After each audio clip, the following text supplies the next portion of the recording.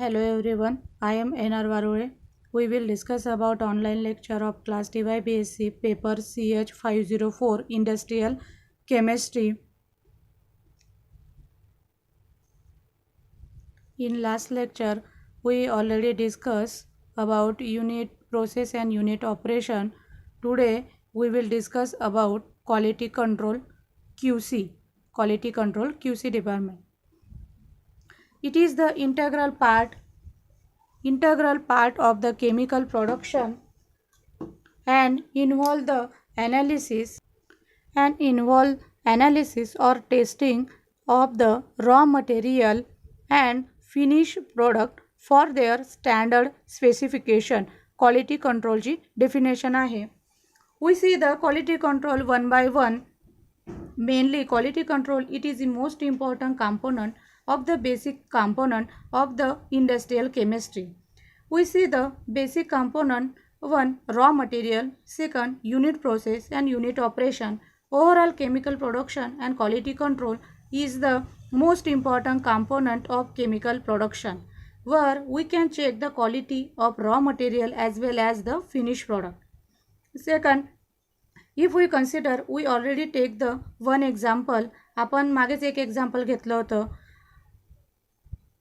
जर आपण कॉटनपासून आपल्याला थ्रेड मिळणार आहे, तर हा थ्रेड काय असणार आहे? तर प्रायमरी प्रोडक्ट असणार आहे. थ्रेड म्हणजेच काय? एक धागा मिळणार आहे, तो काय असणार आहे? प्रायमरी प्रोडक्ट असणार आहे.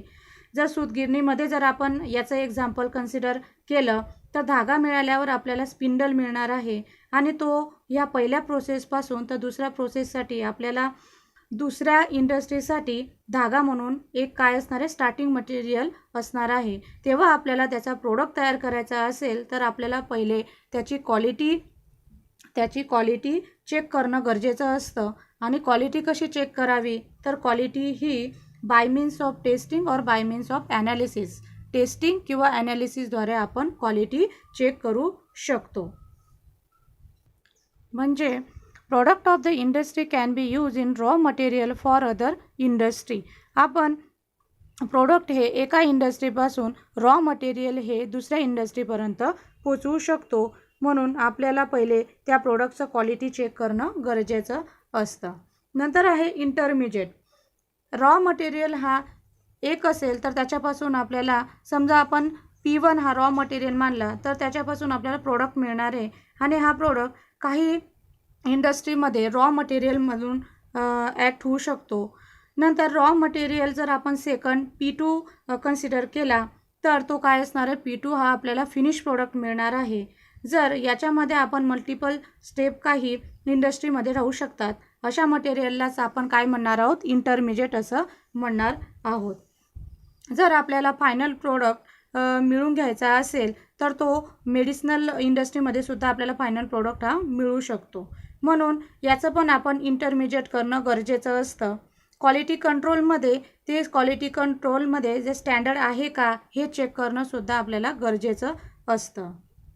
नंतर आहे purity of raw material and product are highly important. तुमच्या रॉ मटेरियलमध्ये किंवा प्युरिटीमध्ये जर त्याच्यामध्ये काही स्पेसिफिक केमिकल असतील, इन फर्स्ट जे यूज करतो आपण, त्याच्यासाठी आपण मार्केटेड करताना काही क्वालिटी कंट्रोल करणं हे गरजेचं असतं. आणि हे काही सर्टिफाईड नसेल तर त्याचं प्रोडक्ट आपल्याला मार्केटमध्ये आपण लॉन्च करू शकत नाही. नंतर आहे different industries and different quality of component. काही क्वालिटी पॅरामीटरमध्ये हे काही वेगवेगळे राहू शकतात. म्हणजे डिफरंट इंडस्ट्रीमध्ये काही क्वालिटी पॅरामीटर हे वेगवेगळे राहू शकतात. फॉर एक्झाम्पल झालं शुगर इंडस्ट्री किंवा मग फार्मास्युटिकल इंडस्ट्रीमध्ये. शुगर इंडस्ट्रीचं एक्झाम्पल आपण कन्सिडर केलं तर शुगर ही मॅन्युफॅक्चरिंग प्रोसेसमध्ये शुगरच्या काही गोष्टी इम्पॉर्टंट असतात, तर त्याची प्युरिटी आपण पर्सेंटेजमध्ये डिसाईड करू शकतो. आणि शुगर हे विजिबिलिटीसाठी इम्पॉर्टंट असतो. त्याच्यामध्ये आपण वेगवेगळ्या प्रकारच्या ग्रेडिंगसुद्धा करू शकतो. क्वालिटी कंट्रोल हे साईजवर डिपेंड नसतात, तर ते एक ग्रेडिंग असते. त्या ग्रेडिंगवर जर आपण कलरमध्ये शुगरमध्ये जर आपण येलो कलर मिक्स केला असेल तर त्याची प्रॉपर्टी आपल्याला ब्लीच झालेली नसेल तर आपण ह्या शुगर इंडस्ट्रीमध्ये काही त्याच्या ग्रेडिंग ह्या करू शकतो आणि त्याच्या साईजवर ते क्वालिटी हे डिपेंड नसतं.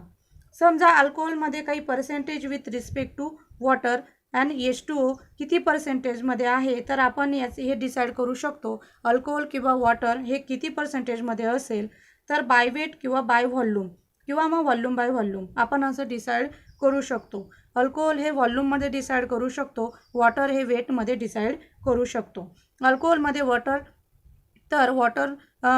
हे वेटमध्ये आपण याच्यामध्ये कुठला पॅरामीटर आपण अल्कोहोल म्हणून याची प्युरिटी आपण डिसाईड करू शकतो. नंतर हे फार्मास्युटिकल इंडस्ट्रीमध्ये याचा इम्पॉर्टंट रोल प्ले केला जातो. तर इम्प्युरिटी जर हायर असेल तर याला मार्केटमध्ये कंट्रोल केलं जातं. Impurity is higher we should not control in marketed. म्हणजे इम्प्युरिटी जर हायर असेल तर फार्मास्युटिकल इंडस्ट्रीमध्ये मार्केटमध्ये याला कंट्रोल केलं जात असतं. नंतर हे different industry different quality component. Degree of purity denoted in the term grade technical analytical spectroscopy. जर एखादा प्रोडक्ट कन्सिडर केला तर त्याच्या वेगवेगळ्या प्युरिटीच्या ग्रेडिंग असतात आणि ते जर आपण डिसाईड केल्या जातात.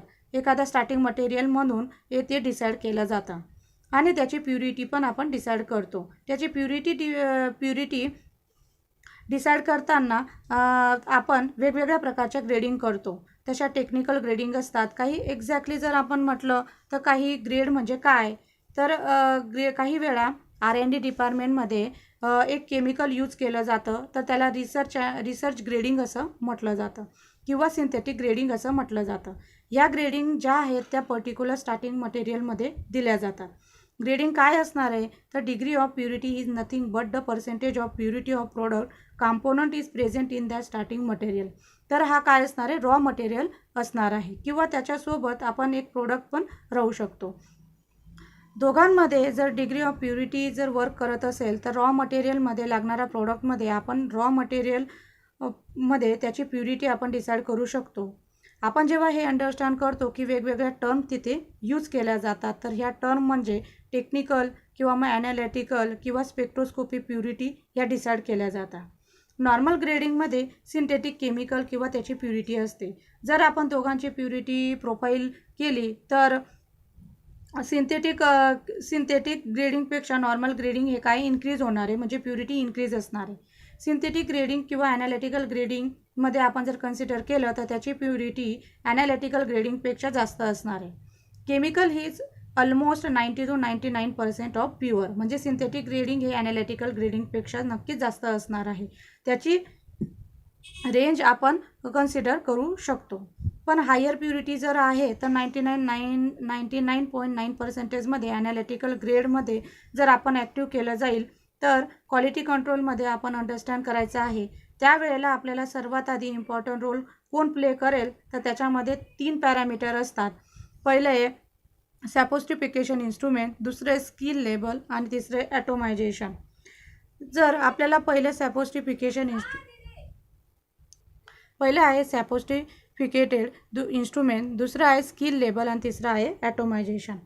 पहिलं सॅपोस्टिफिकेशन इन्स्ट्रुमेंटेशन आपल्याला फार गरजेचं आहे. त्याच्यामध्ये आपण कुठलीही क्वालिटी आहे ती चेक करू शकतो किंवा इन्स्ट्रुमेंटेशन वापरण्यासाठी जे काही लेबर असेल तो आपल्याला स्किल लेबर म्हणून आपल्याला पाहिजे असतो किंवा त्याचा ट्रेड पाहिजे असतो. याचा दोघांच्या सोबत जर आपण कॉम्बिनेशन केलं तर आपल्याला काय मिळणार आहे, ॲटोमायझेशन मिळणार आहे. जर ह्या तिघं कॉम्बिनेशनमध्ये आपल्याला क्वालिटी कंट्रोल इथे मिळणार आहे. आता सॅपोस्टिफिकेशन हे कशासाठी यूज करणार आहोत, तर सॅपोस्टिफिकेशन हे इन्स्ट्रुमेंटेशन ॲक्युरसी याच्यासाठी आपण सॅपोस्टिफिकेटेड इन्स्ट्रुमेंटेशन यूज करणार आहोत. तर ते कसं हायर असतं, त्याचं मेजरमेंट किती असतं हे आपण कसं करणार, तर ते आपल्याला क्वालिटेटिव्ह किंवा क्वांटिटेटिव्ह ॲनालिसिसद्वारे आपण सॅपोस्टिफिकेशन इन्स्ट्रुमेंटेशन करणार आहोत. सॅम्पलची साईज काय असणार आहे, स्मॉल असणार आहे का बिग असणार आहे. क्वालिटी कंट्रोलमध्ये इन्स्ट्रुमेंटेशन हे कोणकोणते असतात, तर क्वालिटी कंट्रोल इन्स्ट्रुमेंटेशनमध्ये आपल्याला काही वेगवेगळ्या टेक्निक यूज करावे लागतात. तर पहिलं टेक्निक आहे स्पेक्ट्रोस्कोपिक टेक्निक, दुसरं आहे क्रोमॅटोग्राफिक टेक्निक, तिसरं आहे फिजिकल पॅरामीटर. हे चेक करण्यासाठी काही इन्स्ट्रुमेंटेशनला आपण यूज करू शकतो. आता स्पेक्ट्रोस्कोपीमध्ये कोणते टेक्निक आपण यूज करू शकतो, तर UV स्पेक्ट्रोस्कोपी आहे, व्हिजिबल स्पेक्ट्रोस्कोपी आहे, किंवा IR स्पेक्ट्रोस्कोपी आहे, इन्फ्रारेड स्पेक्ट्रोस्कोपी. आता UV स्पेक्ट्रोस्कोपीमध्ये काय आउटपुट मिळणार आहे आपल्याला, तर बॉन्डिंग कंजुगेशन आपण करू शकतो. IR स्पेक्ट्रोस्कोपीमध्ये आपल्याला बॉन्ड कुठले आहे किंवा मग त्यांचा फंक्शनल ग्रुप काय आहे हे आपल्याला कळू शकतं. याच्यामध्ये आपल्याला NMR स्पेक्ट्रोस्कोपीसुद्धा आपण यूज करू शकतो. अशा प्रकारे जर आपल्याला जॉब करायचा असेल तर क्वालिटी कंट्रोल डिपार्टमेंटमध्ये आपल्याला ह्या ज्या काही मोस्ट इम्पॉर्टंट गोष्टी असतात ह्या आपल्याला तिथे पाहायला मिळतात.